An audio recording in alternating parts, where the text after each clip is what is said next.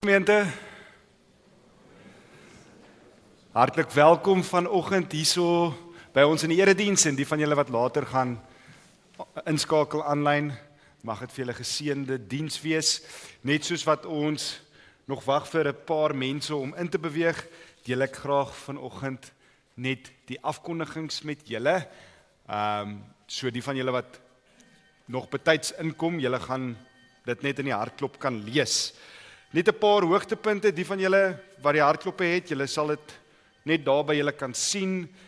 Ons het nou 'n diens in die kapel wat oom Wilhelm vir ons lei en as hy nog nie nou daar is nie, hy wil graag soontoe gaan, daar is nog 'n tydjie, jy is meer as welkom om ook daardie diens by te woon.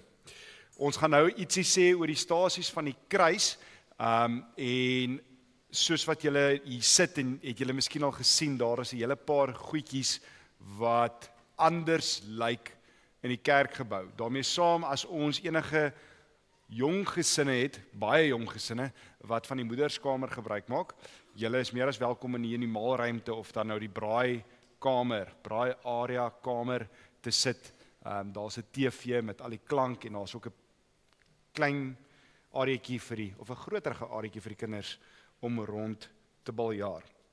Ons dink spesifiek vanoggend aan 'n handjievol tieners wat by #Imagine ons jeugfees in Bredasdorp is. Nie ons jeugfees nie, die groter kerk se jeugfees. 'n Hele paar denominasies wat deur ons synode se jeugkommissie bedien word.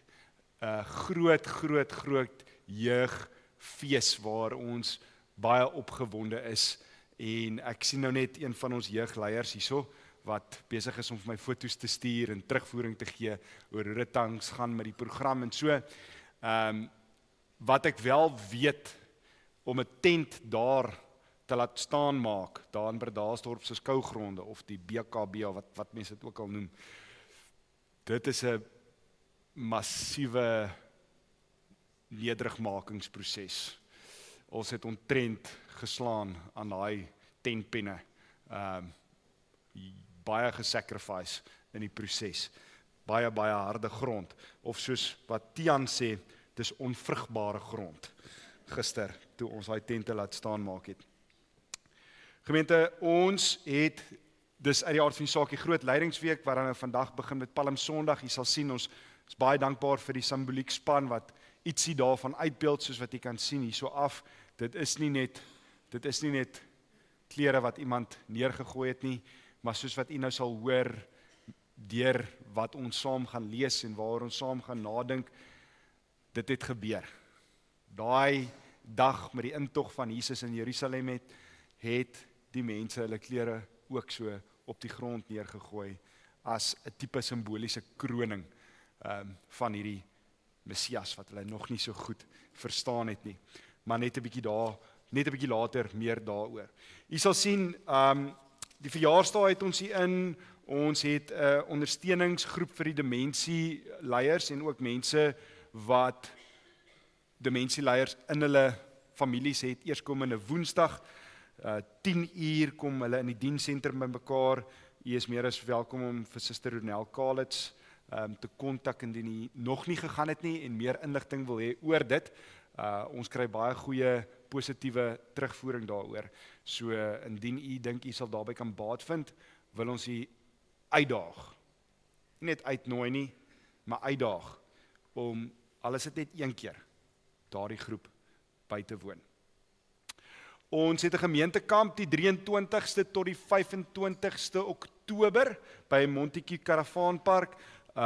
Daar is verskillende verblyfopsies en u kontak hulle en maak die bespreking en dan laat u vir ons weet, sodat ons ook net weet hoeveel van ons gemeente gaan, sodat ons het is nie regtig veel van 'n program nie, maar daar is so 'n paar momente wat ons skep om saam die Here te prys, om miskien aan die einde 'n gesamentlike erediensie te hou en net lekker saam te kuier rondom 'n braaivleisvuur.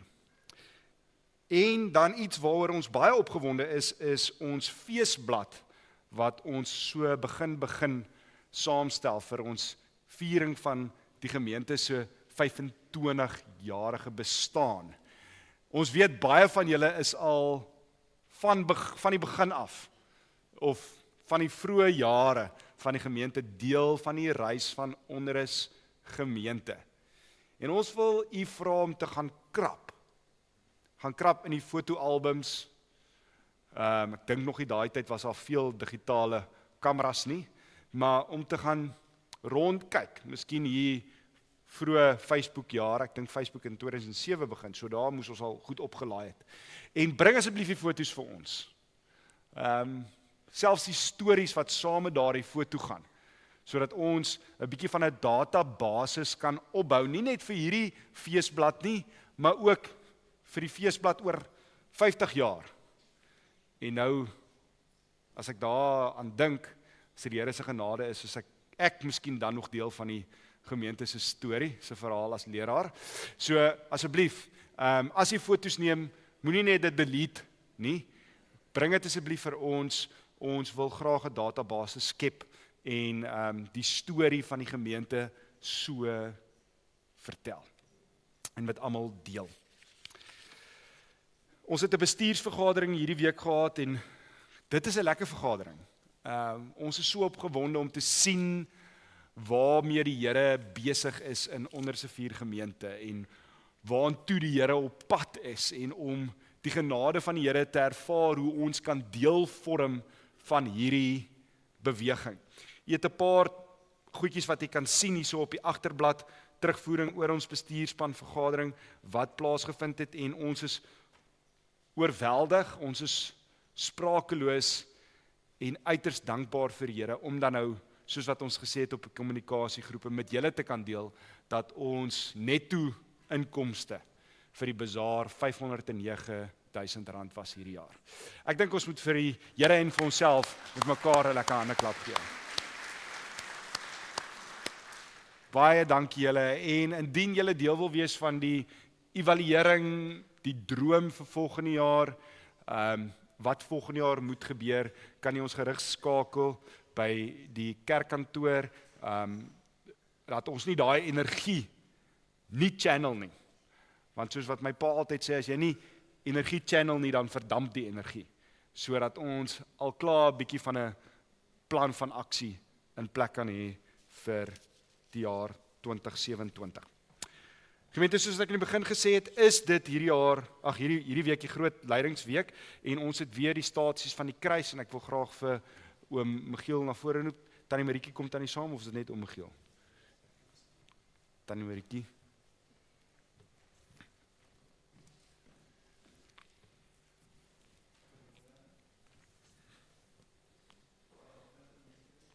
Hy is nog nie aan nie. Hierso by Koenie.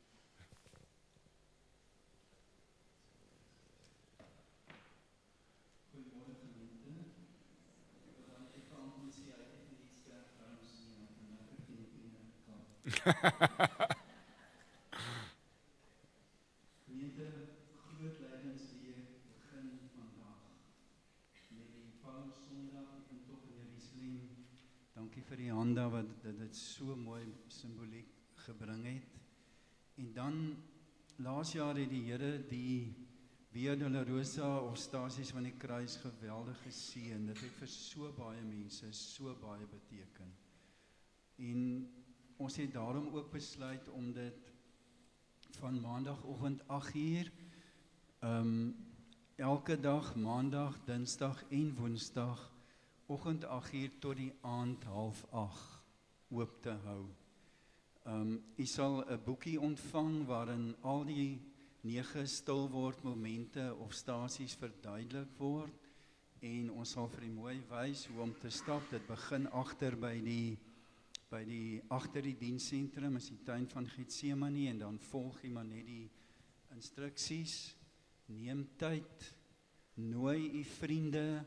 Dit is in Afrikaans en Engels beskikbaar die boekies as daar mense is wat selfs werkers wil bring. U is baie welkom. En ons wil daardie dieper betekenis weer gee aan groot lydingsweek dit is die heel grootste geleentheid in ons kerklike jaar. Ons sê reeds dankie vir 'n klomp spanne, 9 spanne wat verskillend by die verskillende stasies alreeds begin voorberei het, en sodra die kerk uit is vandag, sal van hulle vanmiddag verder werk. Marietjie is een van die mense wat hard werk, en ek wil net vir Marietjie vra, wat beteken hierdie stasies van die kruis vir jou, Marietjie, en vir ons almal? Ek kan net anders sê, soos altyd.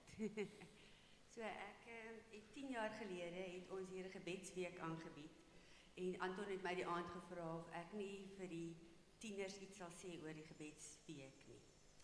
En ek onthou, en hulle is seker nou al 27 en 28, maar ek onthou my vraag aan hulle was, hoe baie praat ons met mense oor Jesus? Maar hoe baie praat ons met Jesus oor mense? En ek wil vanoggend dieselfde vraag aan julle vra. Hoe baie praat ons met mense oor Jesus wat vir ons sondes gesterf het? Maar hoe baie praat ons met Jesus oor die lyding wat hy deurgemaak het vir ons? En die weer deur Rosa of die stasies van die kruis bied hierdie geleentheid om weer tot hierdie besef te kom dat Jesus het bloed gesweet in Getsemane vir my. Hy is bespot, hy is geslaan met 'n riet, 'n doringkroon is op sy kop gedruk en warm bloed het oor sy gesig geloop vir my. Sy liggaam was so gebreek dat God moes ingryp en vir Simon van Sirene kry om hom te dra, sy kruis te dra, sodat hy op Golgotha kan sterf vir my.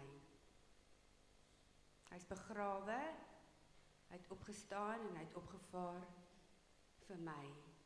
En hy kom weer vir my, hier waar ek vandag sit, elkeen van ons, hy kom weer vir ons. Hierdie geleentheid wat ons bied, om deur hierdie stasies, hierdie denkbeeldige lydenstyd te loop, is om 'n gesprek weer te hê met Jesus. Dit is eintlik 'n groot voorreg. Verlede jaar het soveel mense, soveel emosionele oomblikke hier ervaar. Mense wat na die tyd kom sê hoe dankbaar hulle vir dit was. Mense wat gesê het hulle het nooit besef totdat hulle hierdeur geloop het nie. Mense wat nie eers in Jesus geglo het nie, wat na die tyd gekom het en gesê, ek het my hart vir die Here gegee. Ek besef, ek is verlore sonder dit. Dit is harde werk, emosioneel, dit is moeite, fisies, maar dit is alles die moeite werd. En ons nooi elkeen namens die hele span om hierdie geleentheid te gebruik om nou met Jesus te kom praat. Baie dankie Marietjie, baie dankie, baie seën Anton. Dankie. Ek gaan nou iemand verskriklik op die spot plaas, en ek gaan vir hulle vra om hier voor by my te kom staan, om vir ons die kers aan te steek, die Christuskers, en dit is vir Frans van Monique. Ek wil vir julle vra om hier voor te kom staan en net vir ons die kers aan te steek, en ek wil net vir julle gebed doen vir die exciting tyd op julle reistog. Hierdie twee pragtige mense, wat ook baie sterk deel vorm van ons bediening, is amper eerste keer ouers. Ons is opgewonde saam met julle, ons wil vir julle bid, en ek wil vra Frans, dat jy net vir ons die kers kan aansteek, as deel en simbool van hierdie merke. Daar is sommer 3 vir jou om aan te steek.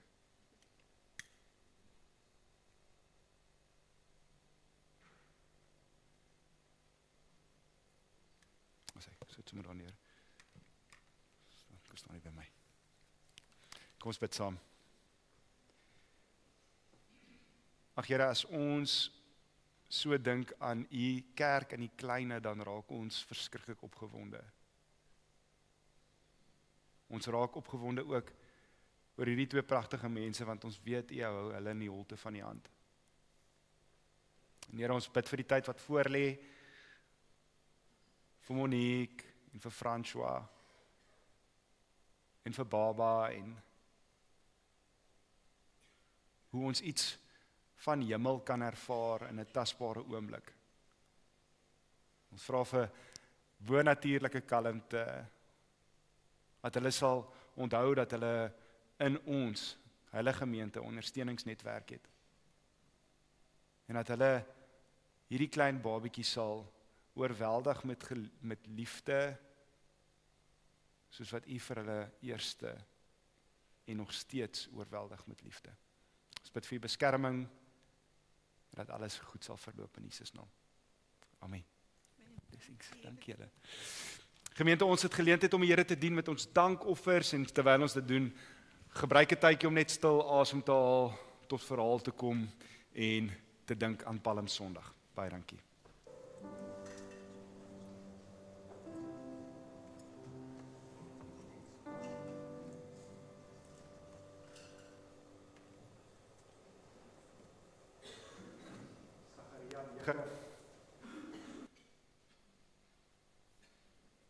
Juig, dogter van Sion.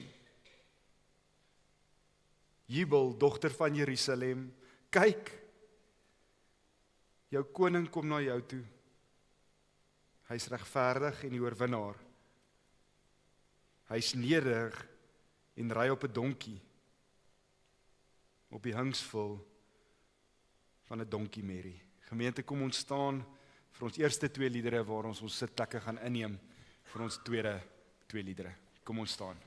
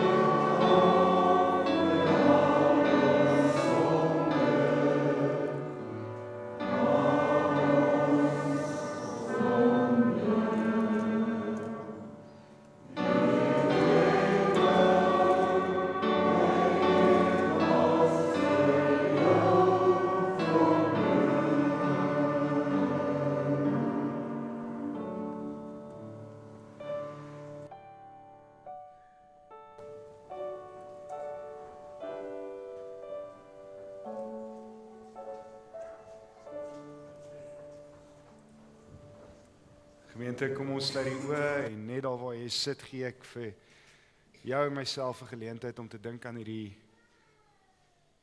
treffende woorde wat ons nou net gesing het. Kom ons gee mekaar geleentheid om dit deel te maak van ons.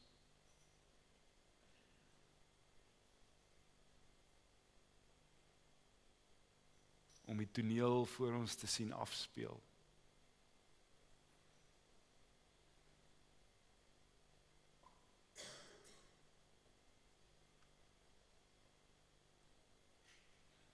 Om te stap in die stofstrate van Jerusalem.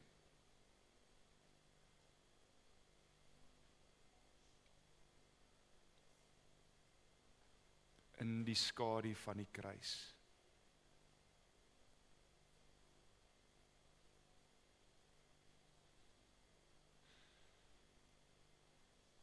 Here, soos wat ons vandag met Palmsondag dink aan die intog, weet ons dat dit nie die einde was van die aardse bediening nie, maar wat dit die begin was van 'n baie intensiewe week.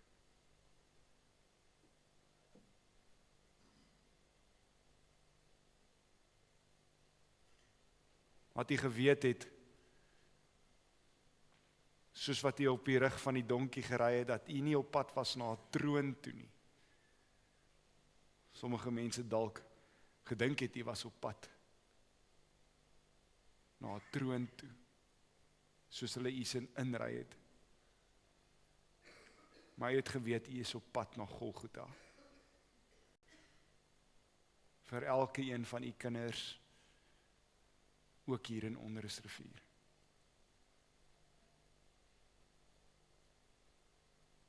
Kom breek asseblief die woord oop in ons harte, sodat ons ietsie daarvan sal verstaan.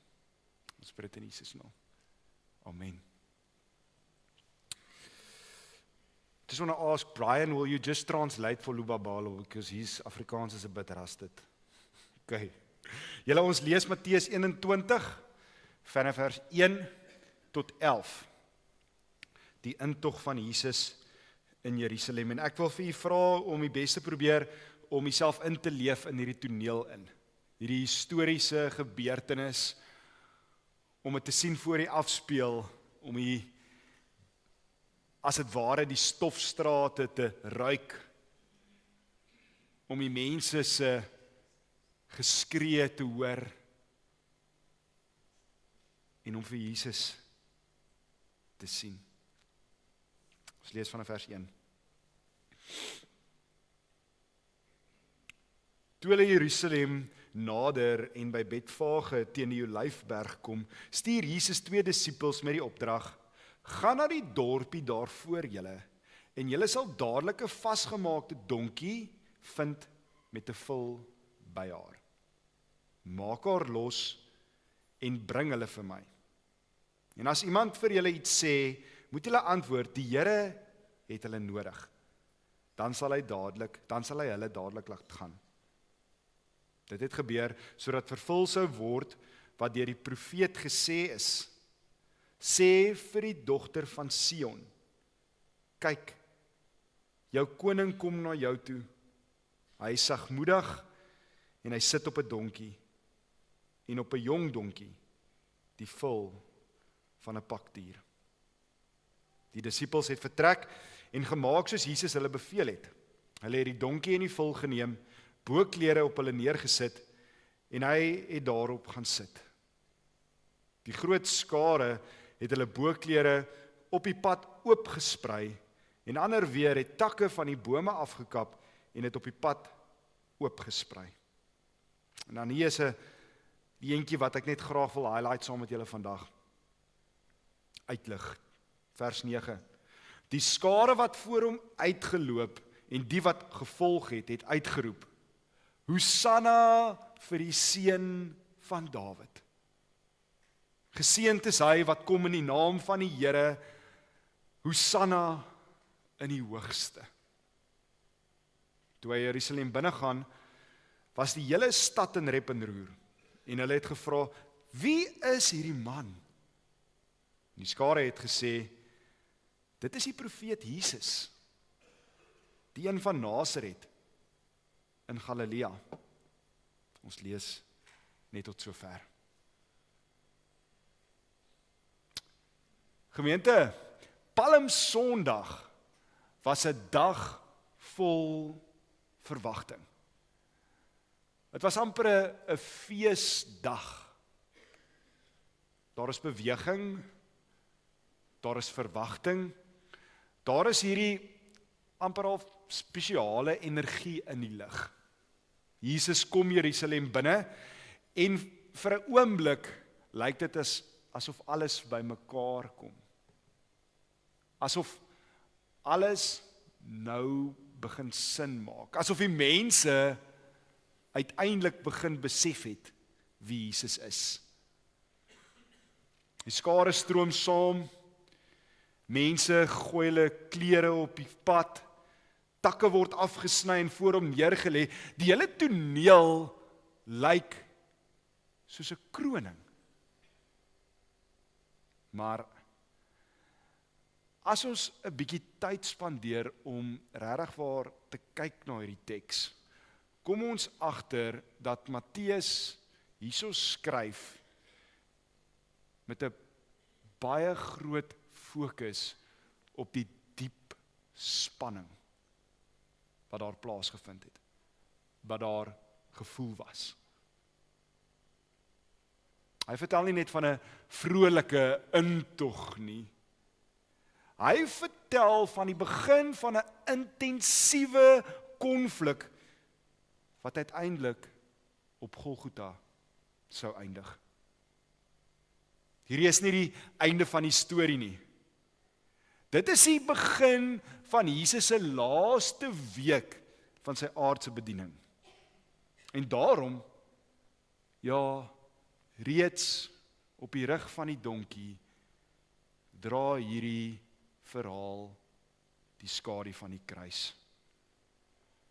En dit is presies hoe die slimmes wat werk daarvan gemaak het om bietjie stil te staan by hierdie teks, om dit regtig waar ten diepste oop te krap en probeer raak lees wat hier staan, kom sê het.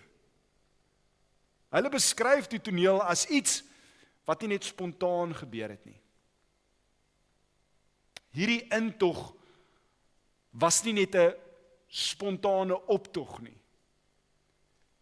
Alles wat hier gebeur het 'n spesifieke rede gehad. Jesus openbaar hom hierso openlik as die Messias. En as mens dink dat dit mense in ekstase sou hê, sien ons ook hierso dat dit terselfdertyd konflik begin oopbreek het. Dit het gelei tot konflik en groot verwerping. So ons sien die intog bring erkenning, maar dit bring ook verdeeldheid. En daarom lê daar 'n ongemaklike vraag wanneer ons kyk na hierdie toneel. Hoe beweeg mense van Hosanna tot kruisig hom in net 1 week? Hoe kan dit gebeur? En daar is 'n ou verhaal van 'n bekende musikant wat jare gelede 'n konsert in 'n groot stadion gehou het. Die kaartjies was binne minute uitverkoop. Duisende mense het saamgedrom, die skare het gejuig, gesing en sy naam uitgeroep. Dit was 'n aand van pure energie. Maar later het dieselfde kunstenaar 'n nuwe album uitgereik. Een wat baie anders was as dit waaraan die skare gewoond was. Sy styl was anders. Die musiek was rustiger en die tema's dieper. Skielik ook het die skare toe begin verander. Kritiek het gekom. Aanlyn kommentaar het hom begin afbreek. Die mense wat vroeër gejuig het nou begin kla. En toe die mense vir hom gevra het, nou maar, wat 'n uitwerking het dit op jou? Wat het jy daaroor te sê?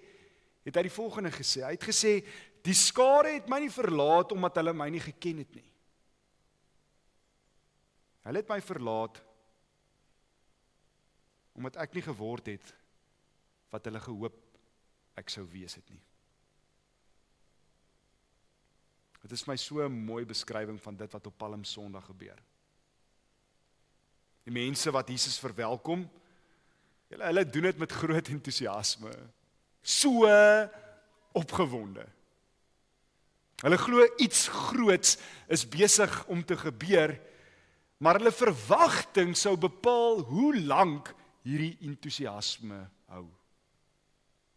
Soos ons Matteus ken, plaas hy hierdie toneel ook baie doelbewus op 'n spesifieke plek in sy verhaal.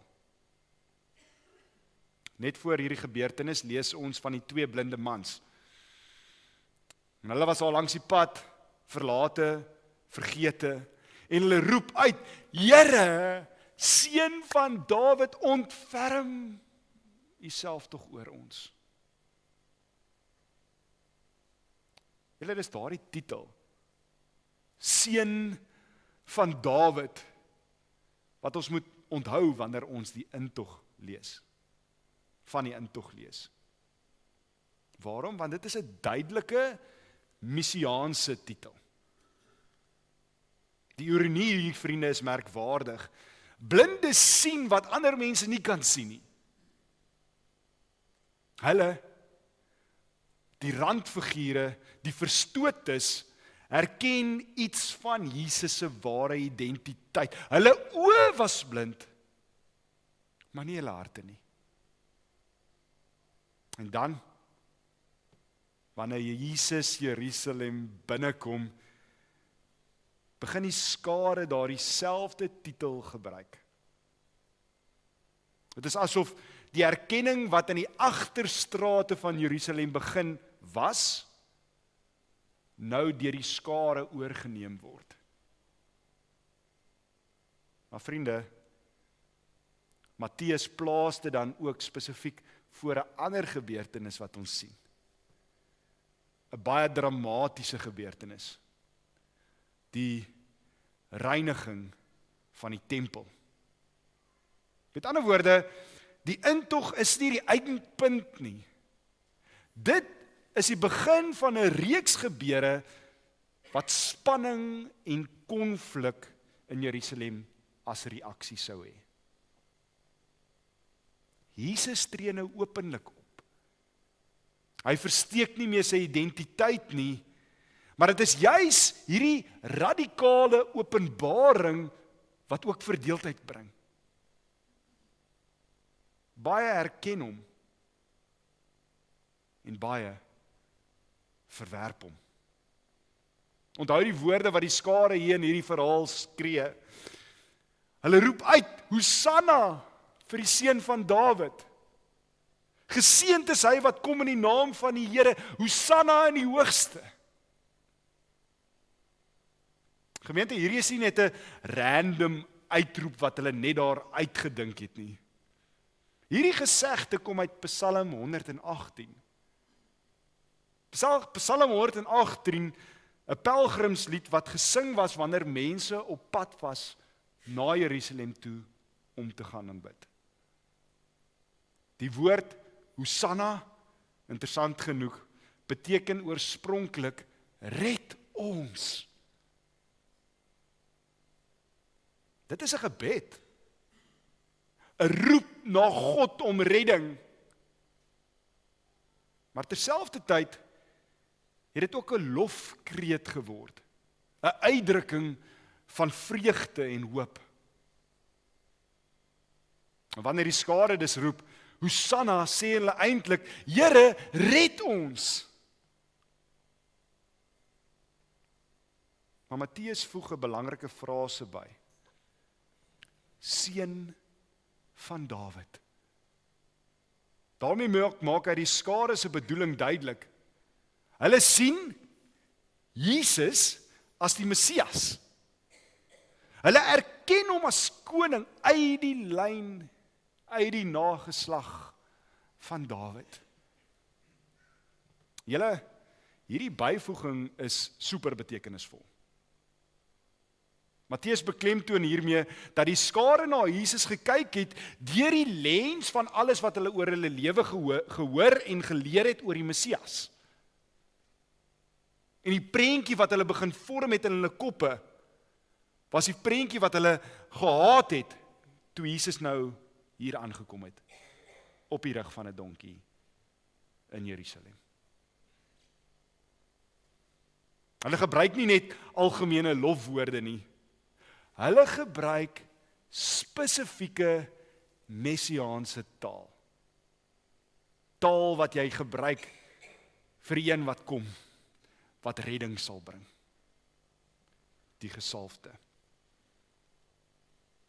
Hierdie realiteit is iets wat ons nie kan bekostig om te mis nie. Die skare het heel waarskynlik, soos wat hulle daar gesit het met die palmtakke in hulle hande, messiaanse hoop gehad. 'n Hoop wat wel dan nou ook 'n baie sterk politiese ondertoon gehad het. Baie mense het die Messias verwag as die een wat Rome sou verslaan. Israel se onafhanklikheid sou herstel en 'n nuwe koninkryk soos wat hulle koninkryk verstaan het, sou vestig. In daardie konteks kom die skare en skree, roep uit, volle bors, Hosanna. Hulle bedoeling, red ons. En spesifiek hierso, red ons van Rome. Maar julle, Jesus se missie lyk anders. Hy kom nie met 'n weermag nie. Hy kom nie om politieke mag oor te neem nie. Hy kom nie om 'n opstand te lei nie. Hy kom op die rug van 'n donkie. En hierdie detail is nie toevallig nie. Matteus verbind dit dan nou direk met daardie vers wat ek aan die begin gelees het, Sagaria 9 vers 9, waar daar geprofeteer word oor die Messias, oor die koning. Hy word beskryf as sagmoedig op die rug van 'n donkie. Kommentare oor hierdie gebeurtenis wys daarop dat hierdie beeld doelbewus gebruik was om 'n kontras te hê met die hele idee van 'n militêre mag. In plaas van 'n oorlogsperd kies die Messias 'n donkie, 'n simbool van sagmoedigheid en nederigheid. Met ander woorde, julle, Jesus is inderdaad 'n koning, maar hy is nie die soort koning wat hulle in gedagte gehad het nie, en dit gooi die hele appelkar om. Ons moet hier mooi kyk wat gebeur. Wanneer die skare hulle klere op die pad gooi en takke afsny, tree hulle op volgens 'n bekende patroon van koninklike eerbetoning. Kom uit die Ou Testament uit. Ons sien in die Ou Testament soortgelyke dinge wanneer konings erken word. Mense gooi hulle klere neer as 'n teken van onderwerping en eer, 'n simboliese kroning. En die skare tree hier op asof hulle koning verwelkom. Maar ook hier in hierdie geval kom dit dan en gebeur dit dan en voel dit asof dit 'n massiewe hou in die maag is. Want hierdie koning kom aan en sy eindbestemming is nie 'n troon met 'n kroon op sy kop nie. Sy eindbestemming is 'n doringkroon teen 'n kruis. Matteus noem dat die hele stad behoorlik gegons het. Die woord wat gebruik word, dra die idee van 'n skudding, amper soos 'n aardbewing. En dit is dieselfde woord wat later gebruik word wanneer die aarde skud met Jesus se opstanding. Met ander woorde, wanneer Jesus inkom, word dinge ontwrig. Hy skud gevestigde idees. Hy ontbloot mense se harte. Hy dwing Jerusalem om die vraag te vra, maar wie is hierdie man? Dit is 'n vraag wat in die strate ego. Maar die antwoord wat gegee word, wys hoe onvoldoende die skare se verstaan was. Hulle antwoord, dit is die profeet Jesus van Nasaret.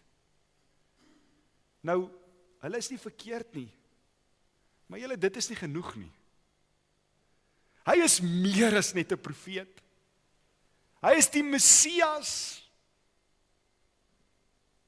Maar die skare is nog nie gereed om die volle implikasie daarvan te verstaan nie.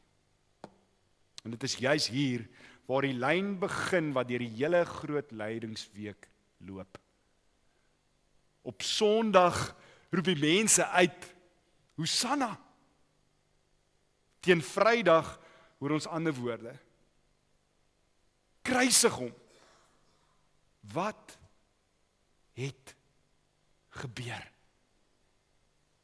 Jy sien, die tekkie genaamd konflik slaan nie eers die teer wanneer Jesus voor Pontius Pilatus verskyn nie.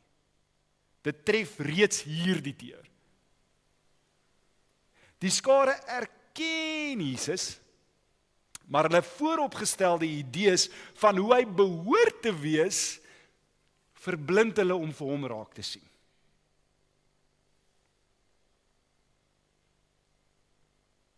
Hulle verwag een soort Messias.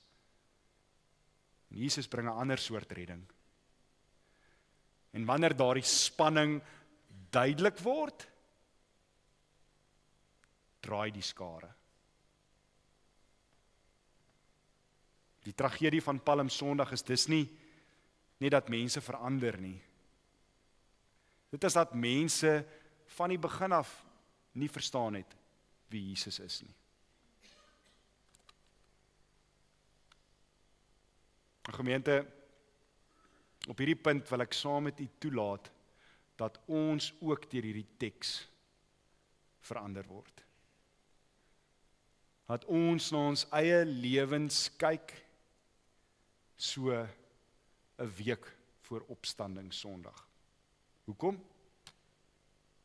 Want ons kan maklik na die skare kyk en dink, hoe kon hulle so vinnig draai? Maar as ons eerlik is ons harte in baie gevalle nie so anders nie. Ons sing ook Hosanna. Ons bid ook vir redding. Ons bely ook Jesus as Heer. Maar ons kom ook met sekere verwagtinge. Ons wil hê Jesus moet sekere probleme oplos. Ons wil hê Jesus moet sekere uitkomste bring. Ons wil hê hy moet sekere dinge vir ons verander. En wanneer dinge anders verloop as wat ons gehoop het, dan begin ons vra. Ons geloof begin wankel.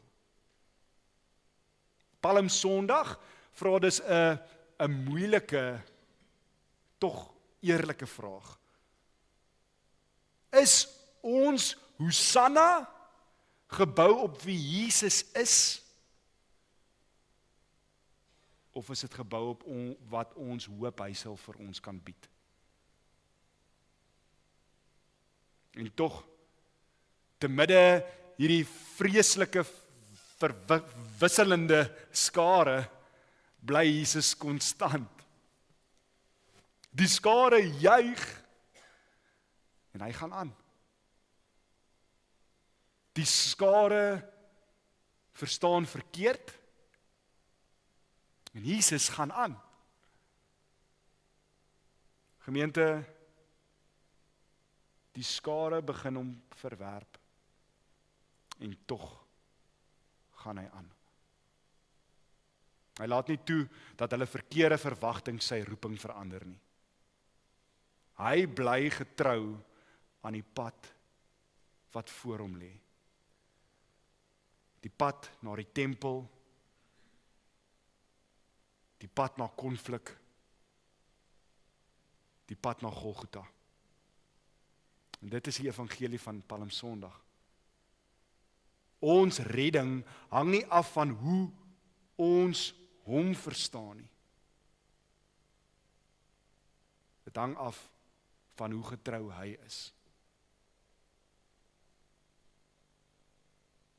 En dit verander ons verstaan van hom. Ons word gered deur Jesus wat getrou bly. Al maak ons soms foute oor hom. Die genade bly daar, dat ons kan verdiep in ons verhouding met hom. Aan die einde van hierdie verhaal, bly daar een vraag oor, wat deur die strate van Jerusalem echo. Wie is hierdie man? Dit is nie net 'n vraag vir daardie dag nie. Dit is 'n vraag vir elke generasie. Wie is Jesus vir jou? Is hy net 'n helper? 'n morele leraar, 'n bron van inspirasie? Of is hy die koning?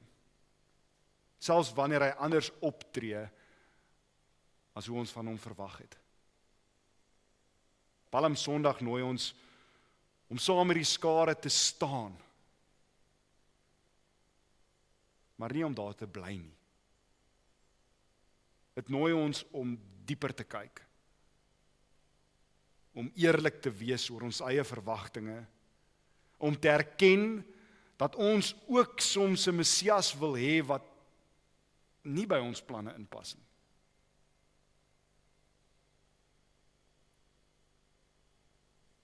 'n Messias wat ons uitdaag. 'n Messias wat ook vir ons vra om 'n kruis op te dra. Al is dit buite ons gemaksone. Die evangelie van Palm Sondag wys vir ons koning. 'n Koning wat met sagmoedigheid handel. 'n Koning wat nie 'n swaard dra nie, maar 'n kruis. 'n Koning wat nie net ons omstandighede wil verander nie. Hy wil ook ons harte verander. Kom ons bid saam.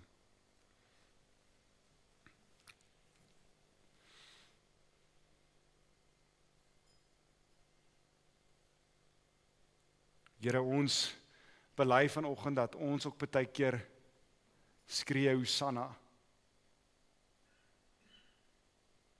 maar dat dit oorlaai is met verwagtinge. Verwagtinge wat ons dalk kan verblind vir wie U in U wese is. Help ons om net by 'n punt te kan uitkom waar ons na U gryp, voordat ons enigsins wil dink aan dit wat U vir ons kan doen. Ons is so dankbaar, Here, dat U eerste U hand na ons toe uitsteek. Ons sien dit met Palm Sondag. Dat hy nader en nader en nader kom tot aan die kruis. Vir elkeen van ons wat vanoggend hier sit. Here, ons vra dat U vir ons sal styf vashou in hierdie groot lydingsweek. Met elke moment van vandag tot Vrydag tot Stil Saterdag en Opstanding Sondag. Dat ons opnuut sal besef, Here, dat U elkeen van ons in gedagte gehad het op hierdie pad van smarte. Ons bid dit in Jesus naam. Amen. Gemeente, kom ons sluit af vanoggend deur ons slotlied saam te sing. Ons staan en ons sing Bring my die ou tyding. Kom ons staan en sing saam.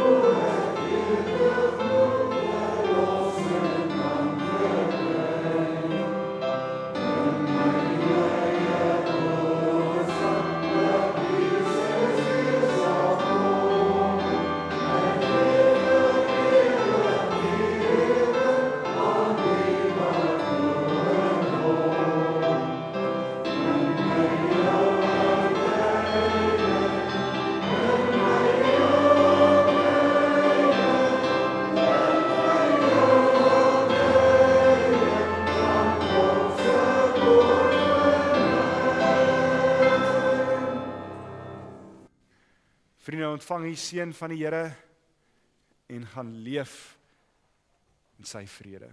Die genade van ons Here Jesus Christus, die liefde van God ons Vader en die seën, nabyheid en die troos van die Heilige Gees met elkeen van ons wees. Amen. Kom ons seën mekaar.